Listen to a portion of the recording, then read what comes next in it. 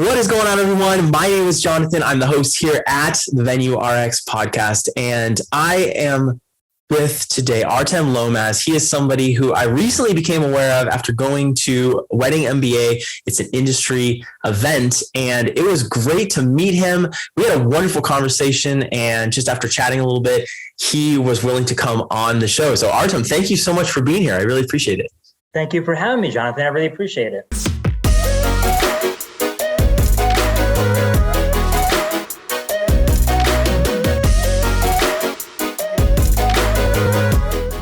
So, Artem, you are a MC.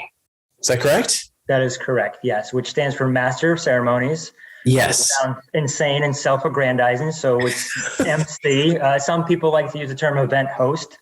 I like to differentiate and just say MC, but it does stand for Master of Ceremonies. Awesome. So I'm so excited about this because I think when someone hears MC, they kind of confuse MC with DJ, right? Yeah. And so they are maybe lumping the two together, and they're thinking those are kind of one category. Is that a misconception? Yes, it's a very common one, and it's understandable, definitely. A lot of it is also based on the fact that sometimes the MC role is essentially defaulted to the DJ or the band leader, the lead vocalist, if there's no designated MC. And so that's a misconception that sort of has been curated over the past, let's say, 10 to 20 years. And I also feel like a lot of entertainers, specifically in the DJ market, what we started to see was they started MCing, looking at that as added value, right? A value add to their service, which in one regard I understand, and in another regard, you're now doing two things as one person. Yeah. And so I think that's just been the trend and the trajectory over the last couple of years. And that's something where I'm looking to help people understand the difference and then the need for both. If I'm hearing you correctly, it's kind of like saying, oh yeah, photography and videography are the same thing because they both use cameras. Is that?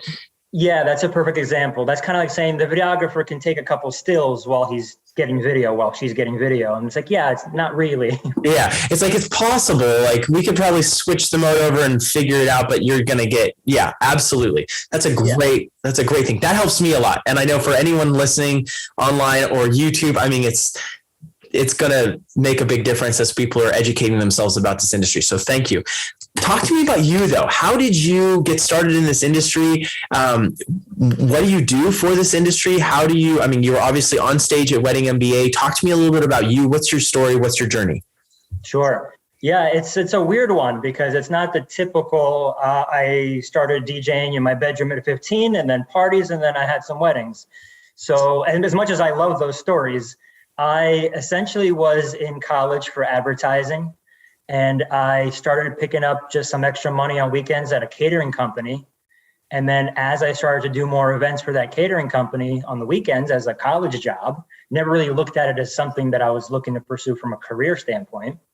But as I started doing those jobs, I started to mildly fall in love with the event industry. And then I started seeing a lot of entertainers and performers. And then I saw a lot of DJs and I was like, I can't do that. I just don't have the musical talent or ability, but that's dope. Saw a lot of singers. I'm like, oh, I can't do that. You don't want me trying to do any of that, but that's pretty dope. And then I started seeing MCs and I was like, well, I think I can do that. And then it escalated to like, I think I could do that better. And then it went to like, oh yeah, I can't because the good ones make it look easy. And then I started to get mentors and started to learn more about it. And then as I started to gain a deeper appreciation of the event industry, I started to move away a little bit from the advertising industry because I did start working at an ad agency after college. Once I did graduate, I went into the agency world. And the beauty of that was it taught me that in creative advertising, you always have a copywriter and an art director. And that's the formula. They usually put those two people in the same office and they give them projects to work on. And they kick ideas off of each other. They work together, but they are designated different roles. And that was the model I used when I started my business. And I said, I'm the copywriter, which is the MC, and then an artist, an art director, DJ or band will take care of the actual art form of the music. Ah, Then I understood. started putting myself on when we were booking events. I put myself on as the MC at every event, and we had a roster of DJs and bands that we would work with. Eventually, a few years in, I get a call from another production company, and they said, "Hey, we have a couple," and they brought in their planner, and they're both inquiring about you. I think the bride's mom had seen me at a wedding. They are inquiring about you, but they've already picked the DJ and all the production stuff that we offer. Can you come in just to MC? And I was like, oh, if I can do that, yeah, absolutely. I didn't know that was an option. And then as I progressed with that, I'm like, well, if I can do that, I would really love to put my efforts towards that. Mhm. And essentially that's what started to happen. And the growth took over as far as just me needing to understand that I need to educate not only the general public, but our industry about the benefit and the designation of an MC, thus the speaking roles and essentially being at Wedding MBA and kind of making sure that people are aware of that role, where it exists and how it fits into the market. Absolutely. I love that because it is such an important niche, however you want to say it, right? Yeah. And there's that saying that I know people have heard, the riches are in the niches, probably maybe saying it the wrong way, right? But with this idea, you've picked and honed in on a very specific part of our industry. Do you find that you have to really explain to people in depth what an MC does, or do people get it pretty quickly, because they've kind of heard of it or seen it in a movie or something like that? The answer is yes and no. Mostly yes. I do have to do a lot of education and explaining, but I think once they understand it, they go, oh, of course. Yeah, that definitely makes sense. I will tell you that in the European market, it's a little bit more understood. And I feel like maybe just historically, they started a little earlier than we did to really fully understand it. And that just may be the trajectory of how it went. And so now, in America, it's getting a little bit more acclimated. And I'll also answer with it's regional. Okay. Most of my work is on the United States East Coast. Mm-hmm. And it's a little bit more understood. It's a little bit more now custom. Whereas in other areas of the country and in other areas where maybe, for example, like the West Coast, where things are more laid back, it's not necessarily something they think about, although it's very important, especially when you have a laid back wedding, right? When you need those moments. Yeah. So there's definitely a lot of education that still takes place, but I do feel like the tide is turning. Mm-hmm. And then to answer in terms of the European market, it feels like they're a couple years ahead of us. But I feel like if I can be the one that can bring that over, if I can bring, Paris Fashion Week over here, let's do it. Yeah, absolutely. Well, and I almost feel like you're reading my mind, because I was just going to ask the difference between a West Coast vibe that is traditionally more laid back and an East Coast vibe that probably is seen by people on the West Coast. And here I am on the West Coast, but I'm actually from Texas. So I'm kind of a centrist, right? I'm right in the middle. Yeah. But when you think about West Coast versus East Coast, have you done weddings on the West Coast? Do you kind of go everywhere for this?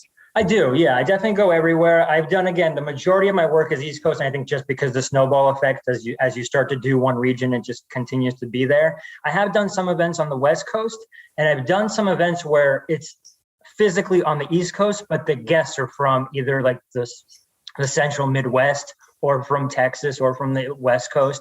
I remember we had a couple where we were in New Jersey, which is like New York, New Jersey is that really heavy market. Like if you're not dancing in the first 5 minutes, they think something's wrong. And we had the majority of the guests were from Indianapolis. Right? They were from Indiana. And I was like, this isn't going to be what you guys expect, but in a good way, right? So I had to kind of tread carefully and introduce them into a new formula, but also know that sometimes people fear the unknown. Yeah. I had to, let them dip their toes into it a little bit. Definitely. I have all sorts of questions to ask about your clients, because I'm curious, for a service like you provide, do you have a real target client, or do you work with people who are laid back? That was actually surprising to me when you just said, like, you can have, someone who wants a very laid back wedding might still have an MC, because it's still an important role. Do you have like a specific type of client that you go after? Yeah, that's a great question, because it's obviously, the beauty of it is that it's obviously two families merging together. So you might have a very laid back family and a family that just wants to go nuts. Yeah. And you have to cater to both sides. And you have to make both sides feel comfortable. Mm-hmm. And forget the families. You could even just have a couple where one of them is really outgoing, the other's ridiculously shy. Mm-hmm. And you have to manage those personalities. So to go to your question about the necessity for an MC when things are a little bit more laid back, I think that speaks to what we're accustomed to seeing as the MC, and that connotation, that vision in our head where it's just a dude yelling, put your hands up in the air, and maybe there's like a lot of like high energy concept. And that's not untrue, and it definitely works within a certain market. For me, I would say my style is a little bit more refined, classical elegance is what people have described it as. Mm-hmm. So I'm kind of teetering in between that like crazy high energy and then also that we want to keep things low key. So the majority of my clientele in terms of my couples, they want that balance of, we're going to go nuts, but we also want our grandparents to have fun. Absolutely. Right? So we want to have that roller coaster of emotion. What category of events, from affordable to luxury, do you find yourself playing in as a whole? Sure. I personally definitely focus on the luxury wedding market. Okay. It is something where I feel a comfort level. I just feel like I vibe with that clientele because they're expecting essentially when everyone comes in and does their request for proposal, when a planner usually asks us for an RFP, we know what they're looking for. I essentially know stylistically what they want because I understand that luxury mindset, that clientele that usually gets the best of what they're looking for in terms of options. And I know best is a very subjective word. Yeah. But they are accustomed to, if I want it, I'm going to get it. Like I'll figure out a way to get this. Because let's be honest, that expenditure is there, right? Yes, absolutely. That income to be able to do things like that. So if they're at the finest hotels or they're driving the finest automobiles because they're accustomed to that, I know what the mindset is. And I appreciate the finer things. Mm-hmm. Right? So I'm not saying I'm driving a Bentley, right? I'm not saying I'm out there eating caviar every day, but I understand the finer points. Like I enjoy that from time to time as well. Absolutely. For me to step into that world, it's understandable because I do like etiquette, right? I do like proper presentation. Mm-hmm. So when it comes to the luxury market, a lot of the aesthetic is something that I'm already comfortable with. And I also understand that when you're looking for a top tier band, top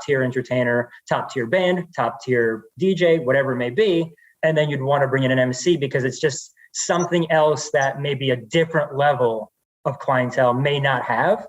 It's another element to add to a celebration that you're essentially investing a lot of time, money, and effort into. Yeah, and I think it's very special, and from a client standpoint, I can really imagine that it sets them apart from other events that their friends or family may go to, and you're really able to give that little edge, give that little boost in maybe the perception. Maybe they've always dreamed of having this. I had to kind of smile a little bit. I'm here on the West Coast in my t-shirt. You're there on the East Coast. Now, granted, you are in Florida, so you've got the pink jacket on, but it was like it's perfect. Different regional things. Yeah, that really comes down to me with having to do with branding. And I know you said you had a little bit of a background in an ad agency, the ad world. There's a bit of marketing there. How do you brand yourself, knowing that you're targeting a luxury market? How do you brand yourself in such a way that you know that you're going to be almost just speaking to the desires and the needs of this luxury clientele without saying, without being ostentatious about it or almost not fake? Yeah, pretentious. There we go. That's the word I was looking for. Yeah. How do you do that? No, great question. And you're right. Part of it is perceived value.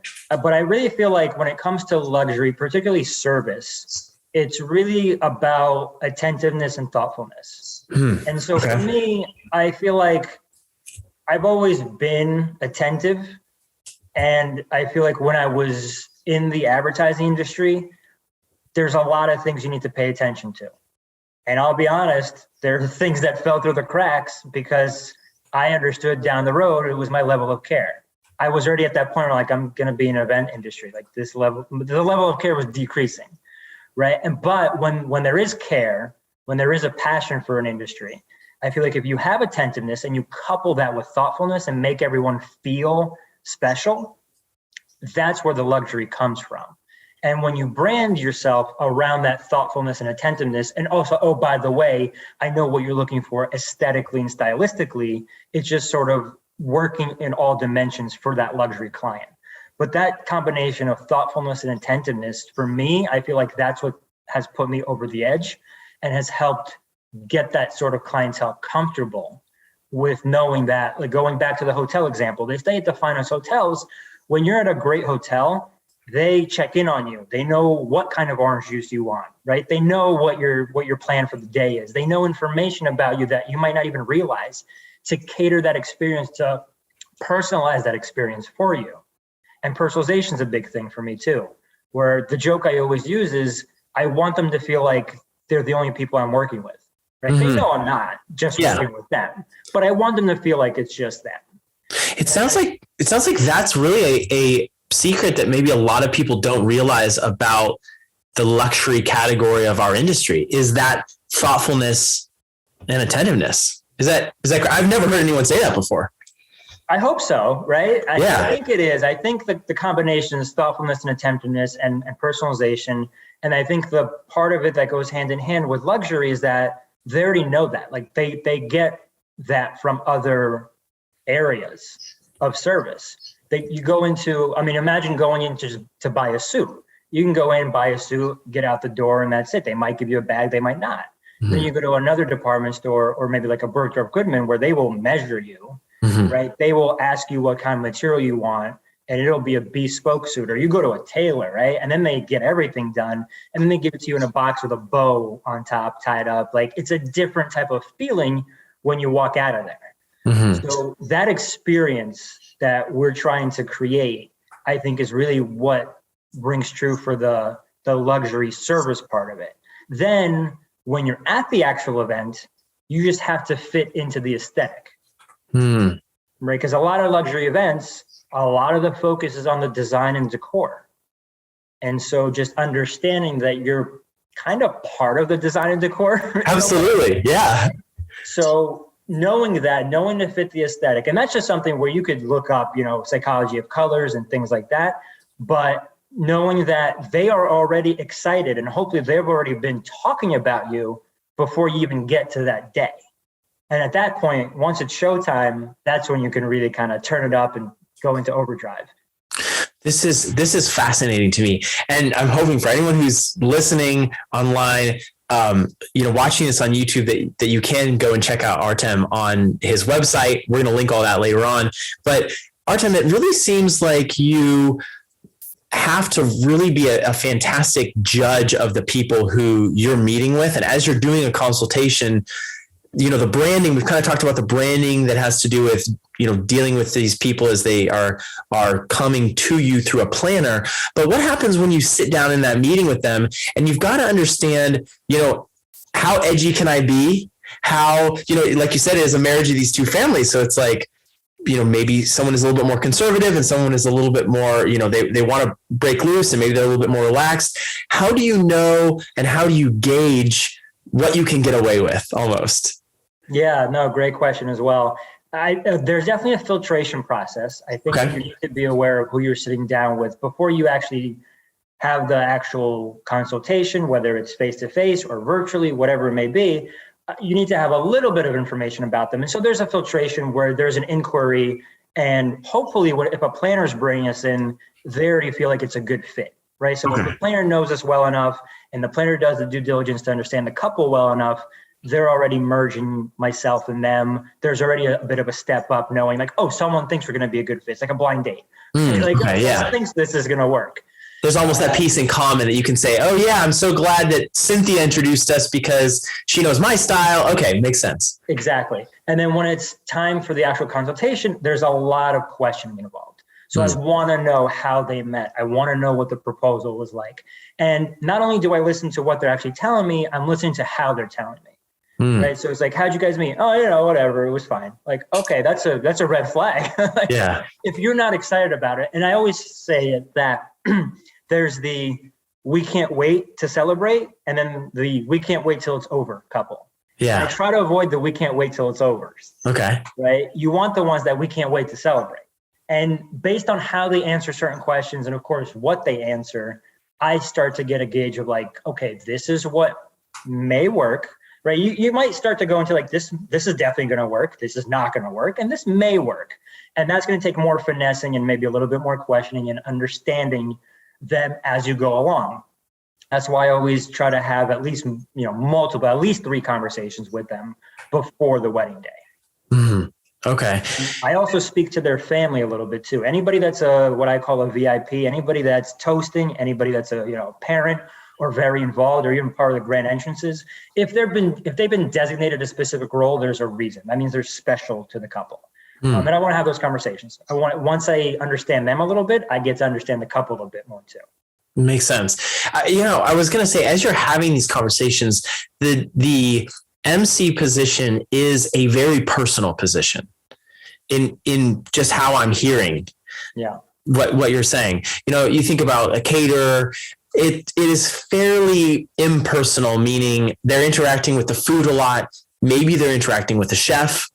Maybe there's a custom menu, but the menu may sit in a very beautiful case or frame or be displayed somewhere. And it's not living and breathing, and it's not the relationship between 2 humans that you're developing here. Right. And so when you are doing this, do you ever ask these leading questions or ask these kind of, questions that you're hoping will reveal something that will give you this creative juice? And it starts, I don't want to say starts an argument, but like starts bringing up some stuff with the couple where they're like, I don't know, I don't want to say that. Like, oh, I don't want to tell my mom we met on, Tinder or not tell my mom, but maybe there are these things that they're having to deal with, having to come to terms with as a couple to join their families together, where you now all of a sudden are like, I want to say a mediator, but you know what I mean? Like, you're having those tough discussions with them. Do you find that is ever happening when you're in these consultations? Oh, absolutely. But I feel like that's the fun part. Like, you get to be able to navigate that, right? Not necessarily as a mediator, but you kind of get to pick and choose. So let's say like 90% of what they tell me ends up, on the cutting room floor. That's fine, but at least I know it. I have it in my back pocket if I need it. Mm-hmm. So in those conversations, going to your example of like questioning them and finding out how they're answering, if I say, how did you meet? And they go, oh, we met in Miami. And that's the end of the sentence. Mm-hmm. Like, okay, I might need to question a little bit more, but that already says something to me. It's like, okay, that's either as much as they want to share, or maybe it was a really boring story. Or they just don't want to either share with me, or they don't want anybody else to know. But if they say like, oh, we met on spring break and he walks into the room and I didn't know who he was, but I was intrigued, right? All of that coupled together with then like, okay, tell me more. And then, okay, well, how did that develop? And then it leads in. So most of the time, and I think this is a credit to the planners that bring us the couples, understanding their style and what they're looking for and their personalities, and then a credit to hopefully our filtration system, understanding kind of who we want to even have a conversation with. The majority of our couples are excited to tell me about the stories. And if you've seen, like, I try to do one of my bread and butter things that I do is personalized introductions for their first dance. Mm-hmm. So I typically devote maybe like 30 to 60 seconds of just incorporating their story into that lead up of that moment. And they know, the majority of couples know that I do that. And so they already know going into it, I'm trying to get information out of them, but they're also really comfortable with that because they know the day is about them too, right? Yeah. So if it's kind of like, you come into someone's office and you're like, well, what do you want me to do? It's like, all right, well, you tell me. You're the professional here. So it's kind of like, do you want to walk into a doctor's office and just tell them what's wrong and they give you medication, or do you want them to examine you and then they determine what's going on? Mm-hmm. So it's a little bit more like diagnostic. Yeah, I love that. It's definitely more diagnostic rather than, I don't want to tell my doctor what to do. I mean, right. I want him to be telling me, I want him to be driving that conversation. I know some people that do, and that's all the best, but that's not luxury service, if we're going to be honest about that. Yeah. Yeah. I see the MC role as you're describing it, as I'm learning more about it from this discussion. I see it as one of the incredibly important parts of a reception and as a ceremony, because you're really driving the whole thing. You're the master of ceremonies. I mean, you're the guy that's pushing things along. You can really help control the emotions of the crowd. You can, you have a lot to do with that. Obviously there's the music but you're the guy on the mic. You're talking and encouraging people to do different things. Was there ever a point in your career that you were like, holy shit, what am I doing? Like, this is crazy. And you were nervous and you felt nervous inside? You always get nervous. I think that's it's excited nervousness, because every event you feel like, I want to make sure I provide what they're expecting and then some. Yeah. So I think, especially with referrals, like someone's seen you before, or, there's guests there that have been at weddings you've entertained at before. You're like, okay, well, I can't replicate what I've done in the past, because they've seen this show. They're not here for that. Yeah. And then I feel like once I speak into the microphone and I know it works, you can breathe easier. Yeah. Okay, technology is on my side today. Yeah. Because there's been times where you do a mic check 2 hours before and everything's good, and then you do that mic check again 5 minutes before everybody walks into that room and it's not working. And that's when the sweat beads start to come in and you're like, okay, what do we have to do? Let's figure this out. That's where I feel like if everything is working as planned, and then of course things don't always go as planned, and that's where you have to adjust. But I feel like those precious first few minutes, if things go well and you can sort of set the tone, that's when things fade away. The nervousness fades away and you go into it. There have been moments on the other side where I feel like, oh my God, I get to do this like for a living. This is great.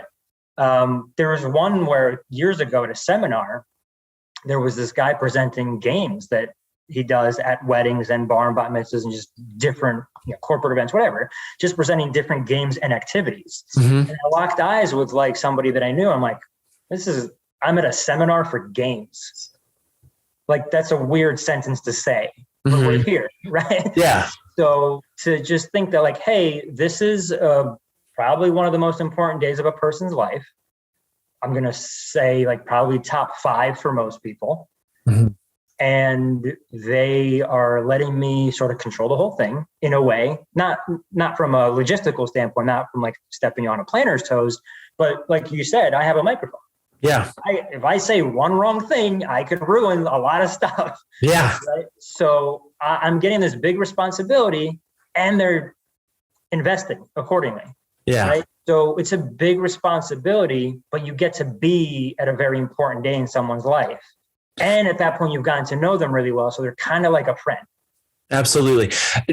Are there some things, because what you're doing is, really a very high level public speaking. I mean, it's impromptu. There's a impromptu portion of it. You are, like you said, you are developing this rapport and you have to speak to the couple, to the group about the couple, these, people in the audience, friends, family who may have known the couple longer than you have. Right. Of course. Yeah. And so is there something that you do to kind of not prepare yourself, but, maybe,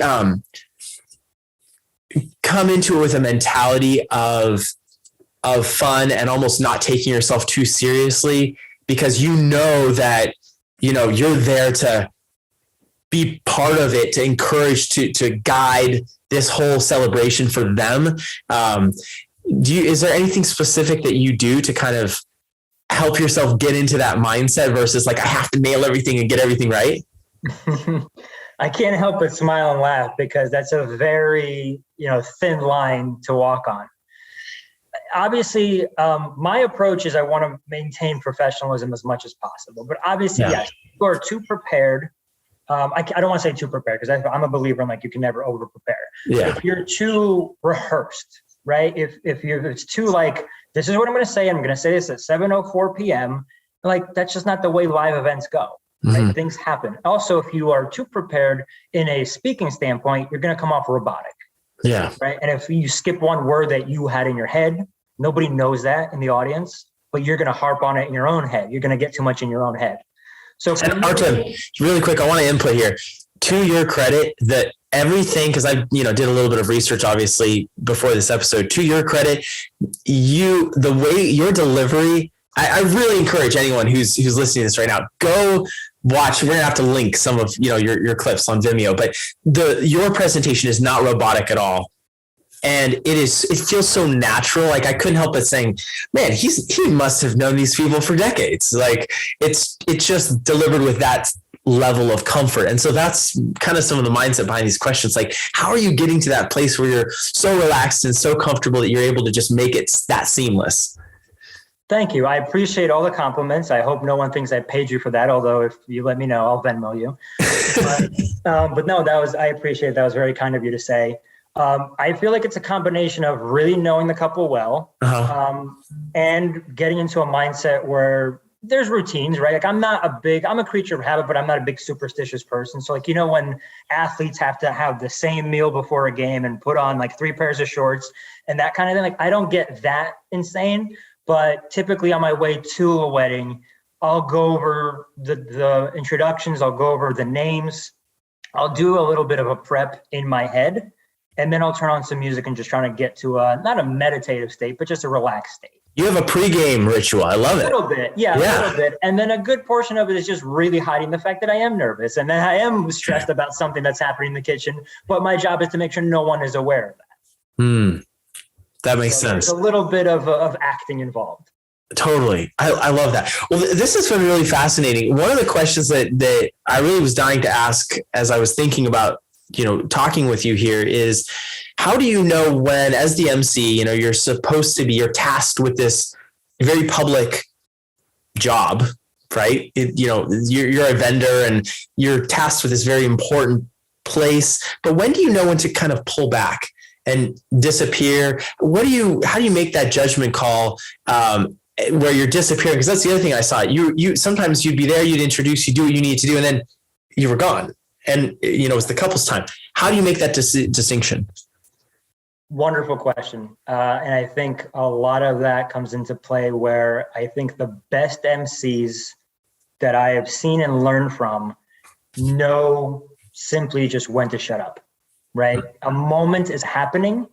And if there's a moment that there's no matter what you say or do, you're not going to add to that moment. There's no need to say or do anything. Right. So once you get them to that point where they are, the moment and the guests are self-sufficient, you can take a step back. So early in my career, I felt like I need to justify me being here. I have to say something. Like I can't just not say anything for the next 20 minutes. Now I'm at a point where I'm like, if I don't say anything for an hour and everyone's having a good time, that's fine.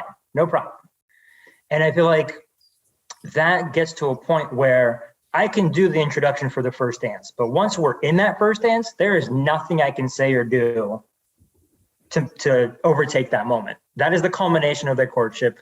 That's the biggest deal happening right now. There's a spotlight on it for a reason. Mm-hmm. And so as things build and as we go on that emotional roller coaster, once I've kind of seated them there, once I got them to that point where I want them to be, I also want them to take that leap on their own. Yeah. Right? So once we're at a point where it's a packed dance floor, the band is doing their thing, the DJ is doing their thing, and everyone's having a good time, maybe depending on the song, maybe I'll go out there and maybe put like a microphone in someone's face if they want to sing or sing along. But that won't be for the entire song. That's a couple of seconds here, a couple of seconds there, and then I fall back again. A lot of it is me going in, checking in on other event partners, making sure the photographer knows that cake cutting is coming up in 5 minutes, making sure I go to the couple and make sure they know cake cutting is coming up after the next song. But I have to do it discreetly, right? I can't do that on a microphone. And I can't like squeeze in as they're talking to their grandparents and be like, hold on, I have cake news. So I need to find ways to do that. And a lot of that is without a microphone. And, it's even better if you're stealth about it. Like if no one knows what you're doing behind the scenes. So a lot of the job, a lot of the role is sometimes unseen and not even that tangible. Mm-hmm. So it's just reading the moment, basically. Yeah, this has been such a cool conversation. I want to transition a little bit and kind of wrap up with this conversation about the luxury category. You're in such a unique position in the market and, clients who are going to be doing this, like you said, they're driving the best automobiles. They really want an experience. They want, this moment to be very special, and they paid accordingly. They're hiring you. You're incredible at what you do. You're a master of ceremonies. You're a master of your craft.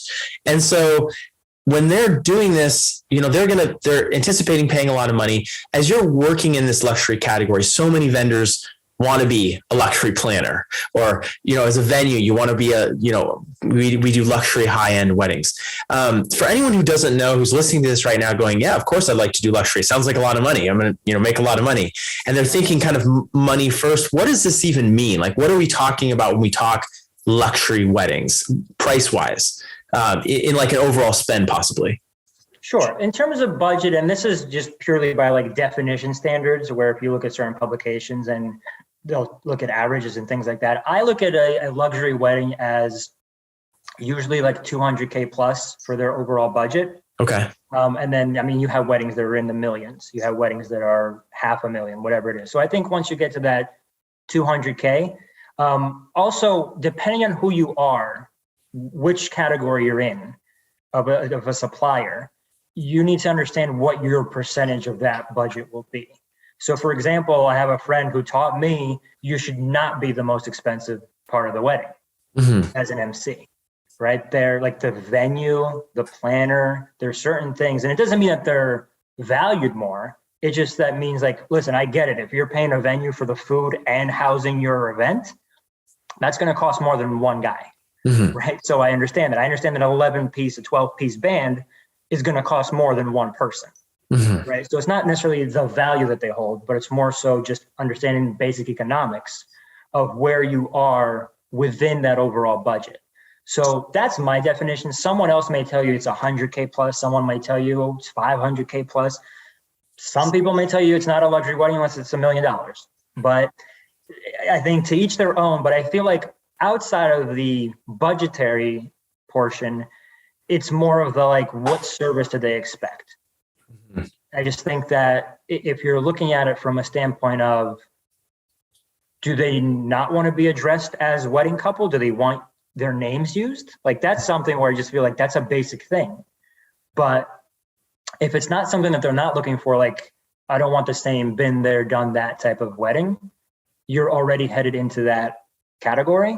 But then, of course, if we're talking purely numbers, purely spend, to answer your question, I'm looking at 200K plus for an overall budget. Okay, that makes sense. If someone wants to kind of make this transition, maybe we've got a DJ listening to us right now, right? Who is captivated by this conversation, who likes, what you've done in this space, maybe feels like they could really do this as well. And they want to move into more of an MC role, not, just be a DJ. They maybe want to move from the art side of it and the musicality to this more coffee side, like you were saying. I really like that, you made that distinction.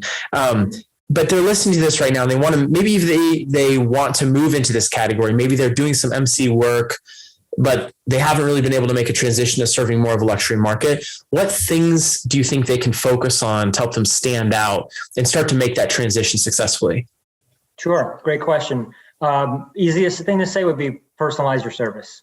So make it so personal that they feel that you are there for them, because I think that you can be in the luxury market and also be making less money than someone who's in the mid-market, because they're doing more events, maybe at a lower price point, but they're doing more, they're working more. It's kind of like, I'm sure that Toyota pushes more automobiles out of dealerships than Bentley does. And they're both doing fine. It's just a different business model. So in terms of the luxury market, I think first determine what your scale is going to be. I don't, and I can have this, I don't want to make this like an argument or make this a polarizing statement, but I don't think you can do 200 events a year and provide luxury service. It's or maybe you can, but it's very, very, very difficult. So in order to be able to devote the time to really create a luxury, attentive, thoughtful type of service, there needs to be a limitation on what you take on for your own sanity's sake in a way, but also there needs to be a limitation because you need to say, instead of spending a week preparing for this wedding, I'm going to spend 3 months preparing for this wedding. because I'm doing a lot more and I'm offering a lot more of a personalized service. So in understanding that's going to be your scope of work, adjusting that accordingly. And I think also just making sure you're comfortable with a luxury client, because a lot of people do, like you say, they want to make that jump, and then they realize, oh, this isn't a client I'm comfortable with.